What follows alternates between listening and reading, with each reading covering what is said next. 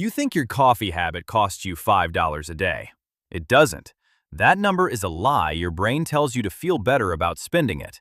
The real cost is hiding somewhere else entirely, and once you see it, you'll never look at your cup the same way again.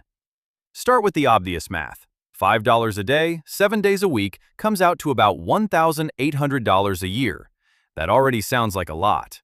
But that's not the real number. That's just the price tag. The real number lives in a concept the financial author David Bach made famous, something he called the latte factor. His argument wasn't about coffee itself. It was about where that money could have gone instead.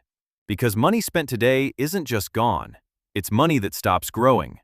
This is where compound interest enters, and compound interest is simply interest that earns interest on itself, year after year, quietly snowballing. Vanguard's own long-term market research puts the average annual stock market return, after inflation, somewhere around 7%. Take that same $1,800 a year, invest it instead of drinking it, and let it compound for 30 years. You don't end up with $54,000, which is what simple multiplication would suggest. You end up with over $170,000. Same habit, same money, a completely different outcome, just because time was allowed to do its work. Why don't we feel this cost? The economist Richard Thaler spent much of his career studying exactly this blind spot, the way people undervalue future money because it doesn't feel real yet.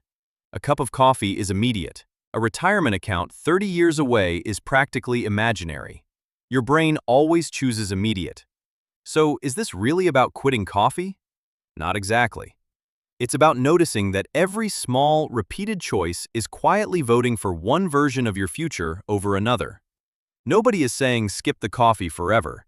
They're saying understand what you're actually trading it for. Because the real price was never $5. It was the version of your life that money could have built, one uninterrupted year at a time.